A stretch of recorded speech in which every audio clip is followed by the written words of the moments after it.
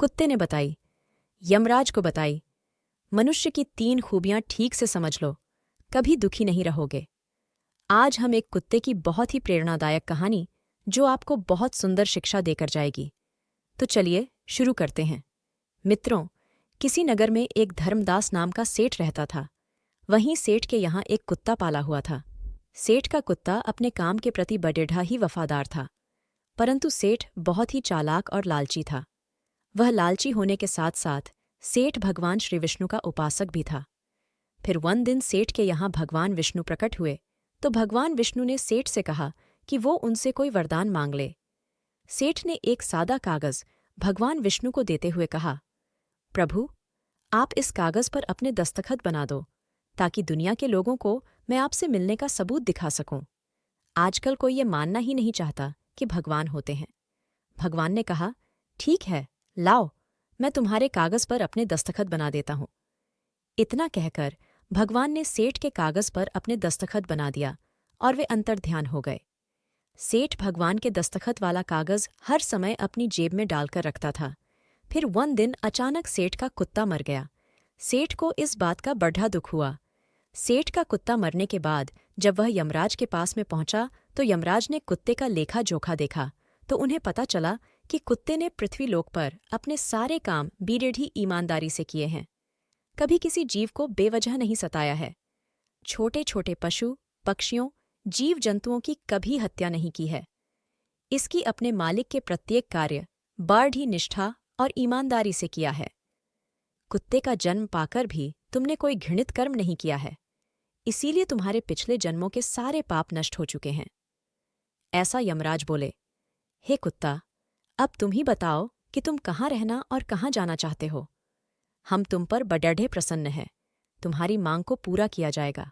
बताओ। यमराज की बात सुनकर कुत्ता बोला, हे प्रभु, आप चाहें मुझे स्वर्ग हो या नरक हो, मुझे सब स्वीकार है, पर मेरी एक बात ध्यान रखना, बस मैं जहां भी रहूं वहां मनुष्य के बंधन में ना रहा हूं। मैं कभी भी मनुष्य का गुलाम बनकर नहीं रहना चाहता और ना ही इंसान बनना चाहता हूं। यमराज बोले, हैं हिस्वान, तुम्हें मनुष्य से इतनी नफरत क्यों है? मनुष्य का जन्म तो बड़े सौभाग्य से मिलता है। हम देवता लोग भी धरती पर जाकर मनुष्य बनना चाहते हैं। अभी तक तो तुम कभी मनुष्य नहीं बने थे, इसीलिए तो तुम मनुष्य जीवन के फायदे नहीं जानते हो। जब तुम एक बार मनुष्य बनोगे तभी पता चल जाएगा कि मनुष्य जन्म कितना अनमोल है। तब यमराज की बात सुनकर कुत्ता कहता है, हे प्रभु, मुझे पता है कि मनुष्य जन्म कितना अनमोल है और इसके साथ साथ मनुष्य बड़ढ़ा ही चालाक और स्वार्थी भी है। वो जब मतलब पूरा करने पर आ जाए तो सही गलत को भूल जाता है। असंतोष उसे चैन से नहीं बैठने देता। लालच उसे दिन रात काटती रहती है, जिसके चलते वो स्वयं ही दुखी रहता है और दूसरों को भी दुख देता है। हम जैसे बेजुबान जानवरों को अपना गुलाम बनाकर अपना कार्य निकलवाता रहता है, यहाँ तक कि भगवान को भी धोखा देता रहता है। यमराज बोले, वो कैसे? कुत्ते ने कहा, वो ऐसे कि जब भी मनुष्य मंदिर में जाता है तो भगवान से कहता है कि हे भगवान, मेरा यह काम बन जाए तो मैं तुम्हें इतने पैसे चढ़ाऊंगा, मैं तुम्हारा भंडारा करूंगा, बहुत सारा गरीबों में धन बांटूंगा। पर ये सब बातें सिर्फ अपना काम निकालने के लिए ही की जाती है। काम निकलने के बाद दान, पुण्य, भंडारा सब कुछ भूल जाता है। आगे बढ़ने की होड्डेच में अपनों का ही शोषण रहता है। एक दूसरे की टांग खींचने में लगे रहता है। न खुद ऊपर उठने का प्रयास करते हैं, न उठने देते हैं, न चैन से खाते हैं, न खाने देते हैं। अपना काम बनाने के लिए दूसरों को धोखा देता है और उसकी धूर्तता देखिए। भगवान को भी लालच दिखाकर अपना काम बना लेता है। चलो, बाद में कहता है कि भगवान का तो सब कुछ ही है, मैं उसे क्या दे सकता हूं। इस प्रकार से कहकर वह अपनी बात से मुकर जाता है। इंसानों के बुरे कर्मों को गिनाते गिनाते मैं थक जाऊंगा और उसके बुरे कर्म समाप्त नहीं होंगे। उसकी चालाकी के आगे तो देवता भी कुछ नहीं है।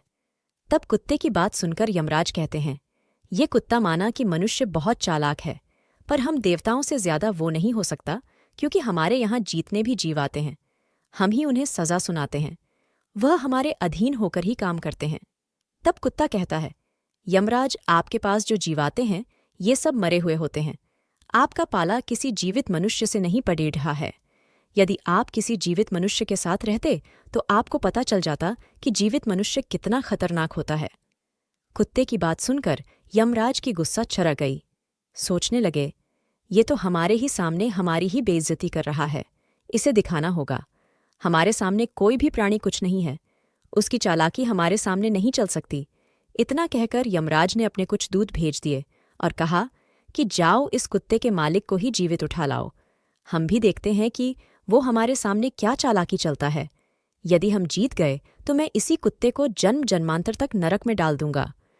मित्रों, कुत्ते को पूरा विश्वास था कि जीवित मनुष्य एक अकेला ही पूरे स्वर्ग में खलबली मचा देगा।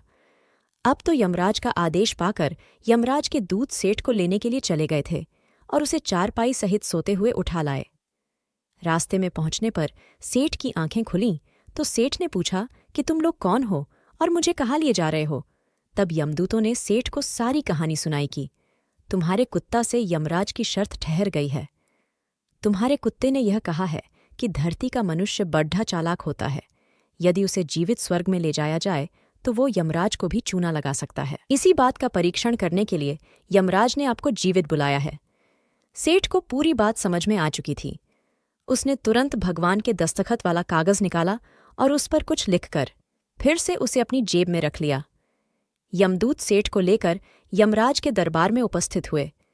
सेठ को देखकर यमराज हंसने लगे और सोचने लगे कि ये सेठ भला मेरा क्या बिगाड़ डा सकेगा। सेठ यमराज के सामने जाकर खड़ेढ़ा हो गया और वहीं कागज जेब से निकालकर यमराज को पकड़ा दिया। यमराज ने जैसे ही सेठ के पर्चे को पढ़ा तो पढ़ते ही यमराज अपने सिंहासन से उठकर खड़ेढ़े हो गए और सेठ के चरणों में आकर बैठ गए। फिर सेठ को ही अपने सिंहासन पर बैठा दिया और स्वयं सेठ के स्थान पर बैठे। यह देखकर यमराज की सभा के सारे लोग आश्चर्य में थे, क्योंकि एक मानव यमराज की गद्दी पर बैठा है और स्वयं यमराज नीचे खड़ेढ़े, यह कोई जरूर पहुंचा हुआ लगता है। यमराज की गद्दी पर बैठने के बाद सेठ ने सबसे पहले यमपुरी के सारे नियम कानून बदल दिए तथा स्वयं यमराज को ही यमपुरी का पहरेदार बना दिया। कुछ समय बाद सेठ सोचने लगा कि जब मैं मरूंगा तुम मुझे भी यहीं आना होगा। यही सोचकर सेठ ने नरक में पेरिढ़े सभी नरकवासियों को निकालकर नरक लोक का द्वार हमेशा हमेशा के लिए बंद करा दिया और सभी नरकवासियों को स्वर्ग में भेज दिया। यह आदेश कर दिया कि आज के बाद जो कोई में आएगा उसे सिर्फ स्वर्ग में ही भेजा जाएगा। सेठ का ये आदेश सुनकर सब देवताओं में खलबली मच गई, परंतु कर भी क्या सकते थे, क्योंकि वो आदेश यमलोक के राजा ने दिया था। अब तो धीरे धीरे स्वर्ग में भीड़ डाक लगने लगी। स्वर्ग के कर्मचारी परेशान होने लगे कि अब हम क्या करें, इतने सारे जीवों की सेवा कैसे कर पाएंगे। यमराज को जीवित मनुष्य को स्वर्ग में लाना बहुत ही महंगा पड़ेडीश गया। उधर कुत्ते ने देखा कि सेठ जी ने सब कुछ बदल दिया है। आखिर यह कैसे हो गया, तो उसने सेठ से पूछा कि आपने यह कैसे कर दिया। अब आप तो राजा भी बन गए, अब मैं सारे जीवन आपका ही नौकर बनकर रहूंगा। कृपया मुझे बताइए कि आपने यह सब कैसे किया। तब सेठ जी ने धीरे से कुत्ता के कान में कहा कि जब मुझे पता चला कि मुझे जीवित यमलोक में ले जाया जा रहा है, तो मैंने भगवान विष्णु के दस्तखत वाले कागज पर लिख दिया कि यमराज जिस जीवित मनुष्य को यमलोक को बुला रहे हैं, इसे यमलोक की गद्दी पर बैठा देना, ये मेरा आदेश है। भगवान के दस्तखत उस कागज पर पहले से ही थी, इसलिए यमराज ने समझा कि यहाँ आदेश भगवान विष्णु ने दिया है, यमपुरी का राजा बना दिया जाए, और मैं यहाँ का राजा बन गया। सेठ की बात सुनकर कुत्ता बहुत खुश हुआ। कहने लगा, इंसानी दिमाग जहां भी रहे अपनी खुराफात तो करेगा ही। इधर ही हम लोग का हाल देखकर सारे देवता भगवान विष्णु के पास गए और उन्हें सारी बात बताएं, तो भगवान विष्णु तुरंत ही यमपुरी में आए। उन्होंने देखा कि यमराज ही द्वार पर पहरा दे रहे हैं, तो राजगद्दी पर कौन बैठा है। यमराज बोले, प्रभु, आपकी लीला भी बड़ी विचित्र है। जरा सी देर में ही धरती के एक साधारण मनुष्य को यमराज बना दिया और मुझे पहरेदार भगवान बोले। यहां मैंने नहीं किया, यह सब तो इंसान के चालाक दिमाग का कमाल है। यदि तुम जीवित मनुष्य को यहां बुलाओगे तो यही होगा। इसी बात का परीक्षण करने के लिए यमराज ने आपको जीवित बुलाया है। सेठ को पूरी बात समझ में आ चुकी थी। उसने तुरंत भगवान के दस्तखत वाला कागज निकाला और उस पर कुछ लिखकर फिर से उसे अपनी जेब में रख लिया। यमदूत सेठ को लेकर यमराज के दरबार में उपस्थित हुए। सेठ को देखकर यमराज हंसने लगे और सोचने लगे कि ये सेठ भला मेरा क्या बिगाड़ देत सकेगा। सेठ यमराज के सामने जाकर खड़ीडिहा हो गया और वहीं कागज जेब से निकालकर यमराज को पकड़ ढा दिया। यमराज ने जैसे ही सेठ के पर्चे को पढ़ा तो पढ़ते ही यमराज अपने सिंहासन से उठकर खड़े हो गए और सेठ के चरणों में आकर बैठ गए। फिर सेठ को ही अपने सिंहासन पर बैठा दिया और स्वयं सेठ के स्थान पर बैठे। यह देखकर यमराज की सभा के सारे लोग आश्चर्य में थे, क्योंकि एक मानव यमराज की गद्दी पर बैठा है और स्वयं यमराज नीचे खड़े, यह कोई जरूर पहुंचा हुआ लगता है। यमराज की गद्दी पर बैठने के बाद सेठ ने सबसे पहले यमपुरी के सारे नियम कानून बदल दिए तथा स्वयं यमराज को ही यमपुरी का पहरेदार बना दिया। कुछ समय बाद सेठ सोचने लगा कि जब मैं मरूंगा तुम मुझे भी यही आना होगा। यही सोचकर सेठ ने नरक में पड़े सभी नरकवासियों को निकालकर नरकलोक का द्वार हमेशा हमेशा के लिए बंद करा दिया और सभी नरकवासियों को स्वर्ग में भेज दिया। यह आदेश कर दिया कि आज के बाद जो कोई में आएगा उसे सिर्फ स्वर्ग में ही भेजा जाएगा। सेठ का यह आदेश सुनकर सब देवताओं में खलबली मच गई, परंतु कर भी क्या सकते थे, क्योंकि वो आदेश यमलोक के राजा ने दिया था। अब तो धीरे धीरे स्वर्ग में भीड़ लगने लगी। स्वर्ग के कर्मचारी परेशान होने लगे कि अब हम क्या करें, इतने सारे जीवों की सेवा कैसे कर पाएंगे। यमराज को जीवित मनुष्य को स्वर्ग में लाना बहुत ही महंगा पड़ गया। उधर कुत्ते ने देखा कि सेठ जी ने सब कुछ बदल दिया है। आखिर यह कैसे हो गया, तो उसने सेठ से पूछा कि आपने यह कैसे कर दिया। अब आप तो राजा भी बन गए, अब मैं सारे जीवन आपका ही नौकर बनकर रहूंगा। कृपया मुझे बताइए कि आपने यह सब कैसे किया।